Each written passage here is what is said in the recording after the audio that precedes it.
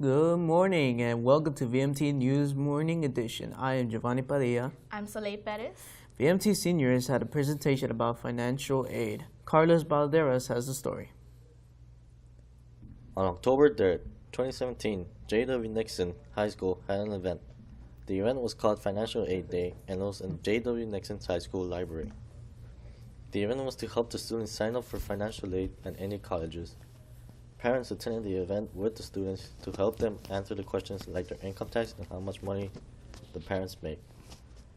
There was an estimate of more than 100 students who had attended the event. Most students asked about what financial aid really is and how it could help them in college. Nixon said that there will be more events that will be going on for the seniors to attend.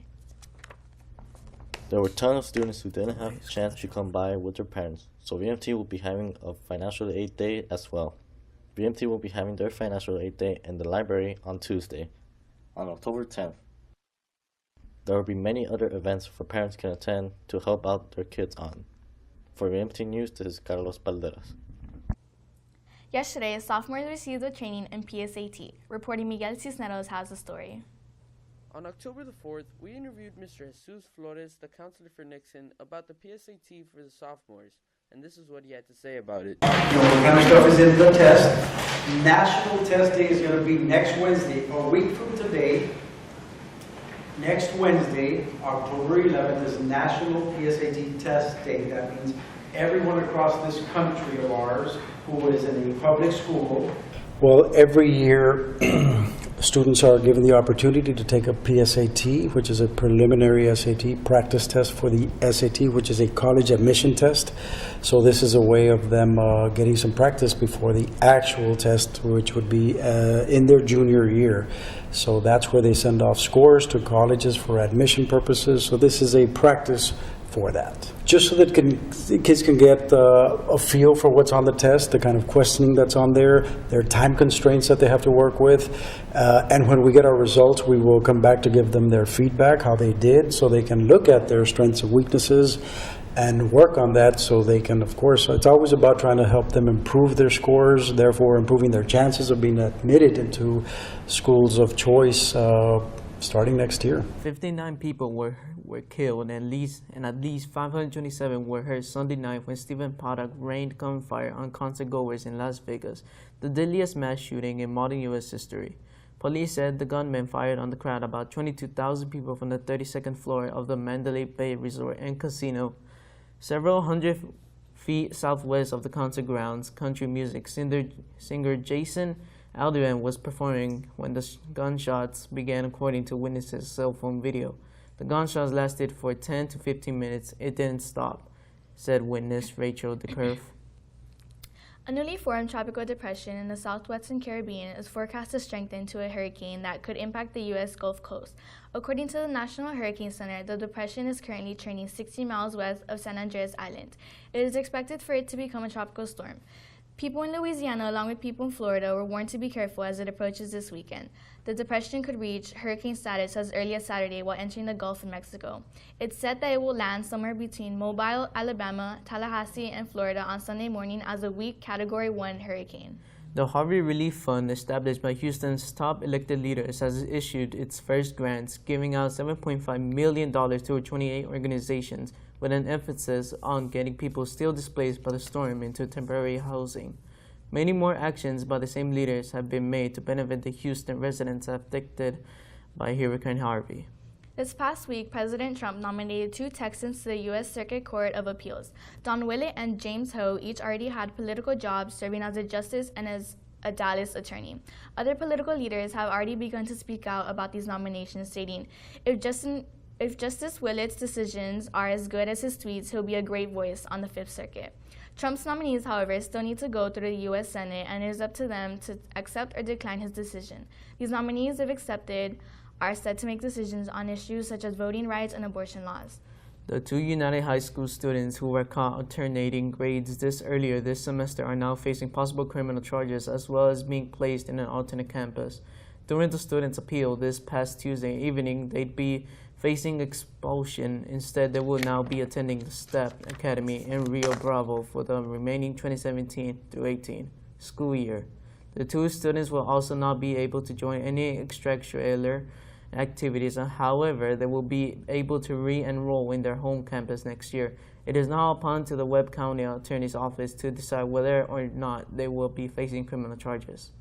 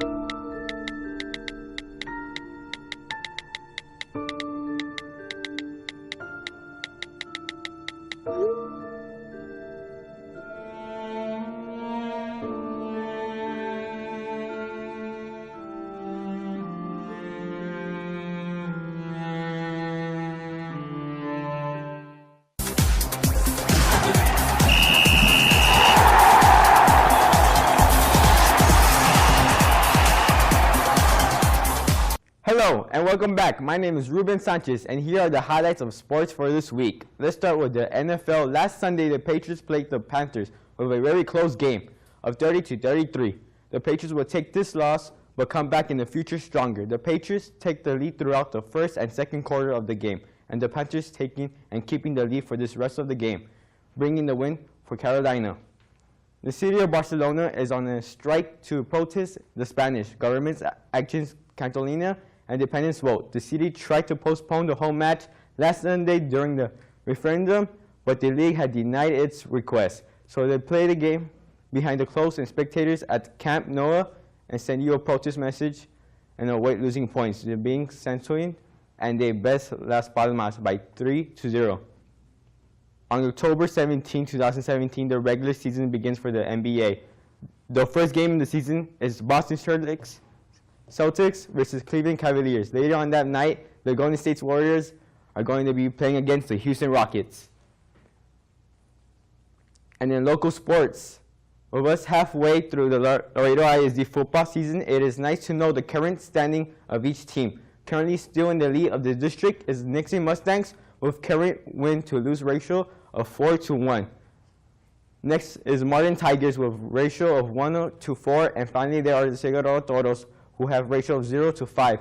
Will the Martin Tigers and Figueroa Toros make a comeback in the coming games, or will they stay behind Nixon? We will have to wait and see. And that is all for sports today. Stay tuned here in VMT News. Autism spectrum disorder refers to a range of conditions present from early childhood that affect 168 individuals, characterized by a difficulty in social interaction, verbal and nonverbal communication, and repetitive behaviors. Autism also affects the way a person perceives the world around them. Families for Autism Support and Awareness is an organization that goes all out to create a non-biased community in which individuals with autism spectrum disorders can be accepted. Visit their website to learn and participate in upcoming events. Good morning, I am your weatherman Jonathan Monca, and I'll be your weatherman for today. And let's get started with the national weather. For Seattle, we have a very sunny day with a cool 68 degrees. For Los Angeles, it will be the same sunny day with a high of 90 degrees. And when we move down to Houston, we will have a partially cloudy day with 89 degrees. Now for Miami, we will have showers coming up with 83 degrees. And as for New York, we have a partially cloudy day with 84 degrees. Now moving on to state weather.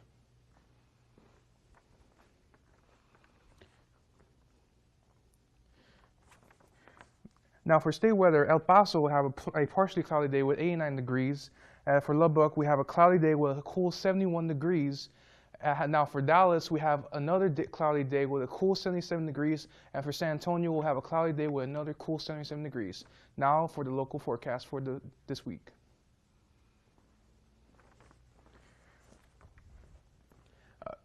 On Thursday, it's going to be a partially cloudy day with a high of 87 and a low of 74 degrees with 40% precipitation of rain For Friday, we have a high of 90 degrees and a low of 71 with a precipitation of 10 degrees. It's going to be very partially cloudy.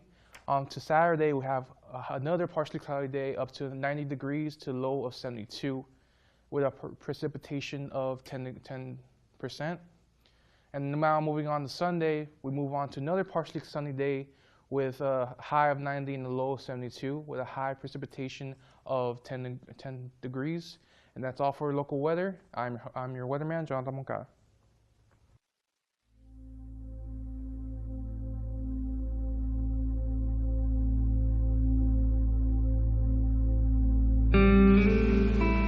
What a nerd.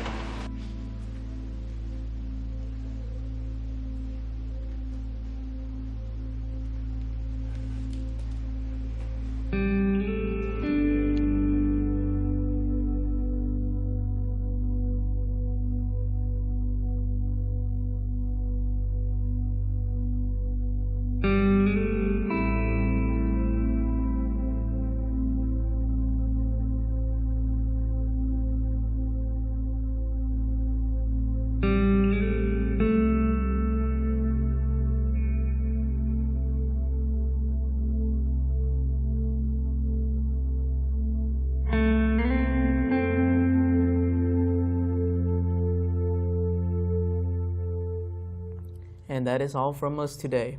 Thank you for tuning in and have a great day. We will see you next Thursday.